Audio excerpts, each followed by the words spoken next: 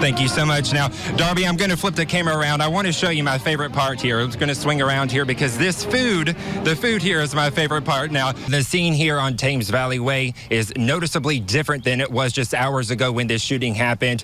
If you look close, you can kind of see some of the tire marks that are here. The grass is tore up on the curb of the road here. Could have a huge economic impact in Warren County.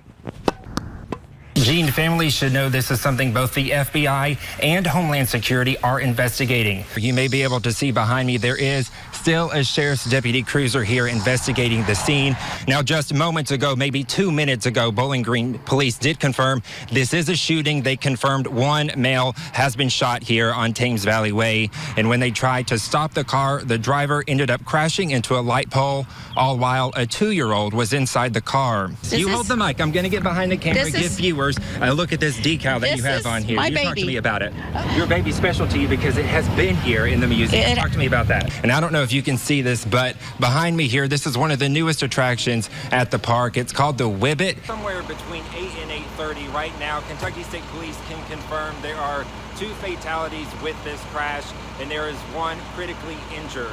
Let me flip it around, give you this bird's eye view of Bowling Green. Where are we at? Which direction are we headed? This is Campbell Lane. We're heading south, a little bit southeast. It looks like we might be heading up towards Three Rivers Road. I heard pop, pop, pop, pop, pop, pop, pop.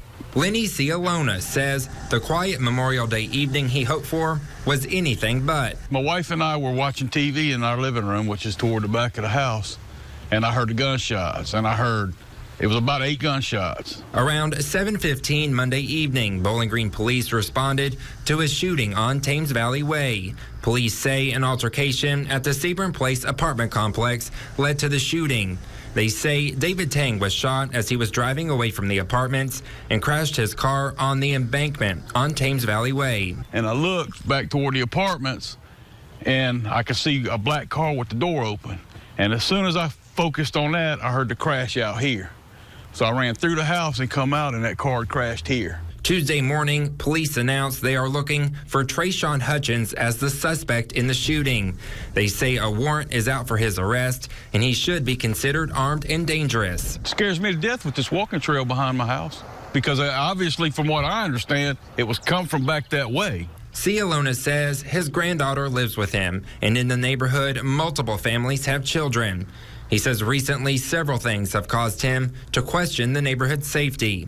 And now it's gotten to where I don't hardly know anybody in here anymore, and it seems like this is the second thing in 2 months now, where we've had a car come running through here and flipped in the back, running from the police, and now this guy. Many in this area hoping to see things change for the better.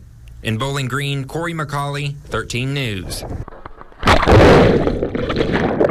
Sweet, sweet summertime is oh so fun, but Friday and Saturday, the heat is expected to reach dangerously high temperatures. So city officials in Morgantown say the decision was a no-brainer. Friday and Saturday, admission to the Morgantown City Pool is completely free. It's a huge response, and really wasn't expecting that because we're just doing it, because it's the right thing to do for our community, but so many people have just jumped on to call me and text me and come up here personally to say thank you for letting us do this, but it's okay because we want everybody in the pool. Morgantown Mayor Billy Phelps says the city pool recently went through renovations and is better than ever before. Admission to the pool is normally $4, but Phelps says just keep the $4 and come out and have a good time. It's not that much money, but when you said free, everybody wanted to take part of it, and I'm glad because if it's something we can do to help our community, and more than anything, just keep people cooled off because it's hot. Everybody should be aware of the heat when they're out. The heat is expected to reach around 110 degrees Saturday. Officials say, though, the pool will keep you cool. Remember to bring something to drink. Being hydrated is one of the main things. Like, even if you're in the pool, it's still hot outside. You still need to stay hydrated no matter if you're pooling or not. Especially for our lifeguards, it's one of those things we make sure that they have water.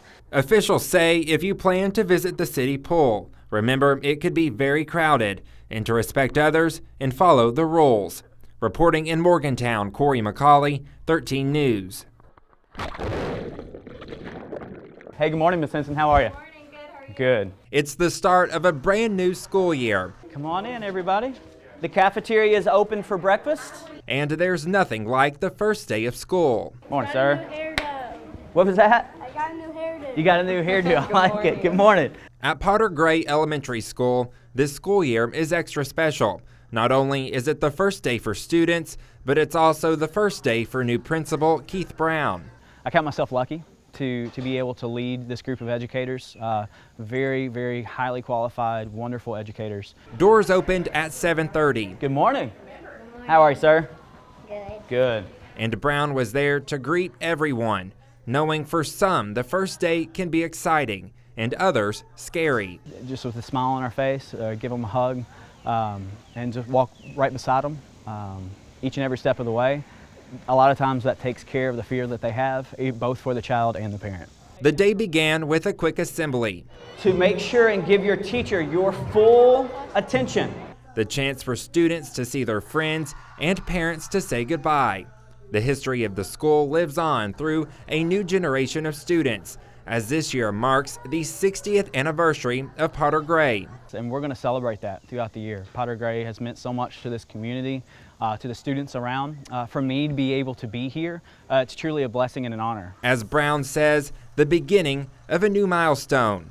In Bowling Green, Cory McCauley, 13 News.